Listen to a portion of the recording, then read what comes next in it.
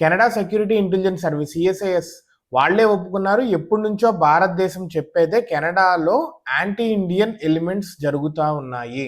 ఖలిస్తానీ వాళ్ళు చిన్న సైజ్ టెర్రరిస్టుల్లా తయారవుతున్నారు. వాళ్ళకి ఖలిస్తానీ అనేది ఒక సెపరేట్ దేశంగా కావాలి పంజాబ్ని అని చెప్పి. సో ఈ ప్లాన్స్ అన్ని కెనడాలోనే జరుగుతూ ఉన్నాయి. కెనడా అనేది ఒక సేఫ్ హెవెన్ అయిపోయింది వాళ్ళకి అని మన వాళ్ళు ఎప్పటి నుంచో చెప్తున్నారు. వీళ్ళు ఒప్పుకోవట్లేదు ట్రూడో దాంట్లో. ఇప్పుడు రీసెంట్ గా వాళ్ళు ఒప్పుకున్నారనమాట.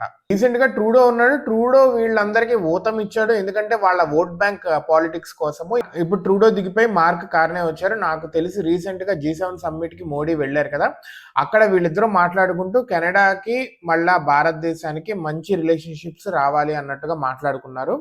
2024లో ఇద్దరి హై కమిషనర్స్ ని తీసేశారు. అక్కడ ఇక్కడ మళ్ళా అపాయింట్ చేసుకోవాలి. మళ్ళా ఒట్టావాకి న్యూఢిల్లీకి మంచి రిలేషన్షిప్స్ ఉండాలి అని చెప్పి మాట్లాడుకున్నారు. నాకు తెలిసి అక్కడ ఓట్ బ్యాంక్ అయితే చాలా ఎక్కువ ఉంది ఖలిస్తానీ వాళ్ళది. సో వీళ్ళని ఎలా బైపాస్ చేస్తారు, ఒకవేళ కెనడా గనక భారతదేశంతో పాటే ఉంటే గనక ఇన్ ద సేమ్ లైన్స్ ఉంటే కనుక ఎలా వాళ్ళని బైపాస్ చేస్తారనేది చూడాలి. లేదంటే ఈయన కూడా same at the end of the day vote bank కూలిపోతుంటే కనుక వాళ్ళకి సపోర్ట్ చేయాల్సిన అవసరం ఉంటుంది. వాళ్ళకి ఎట్లా ఉండాలో చూడాలి అసలు ఎలా ఉంటుంది అనేది.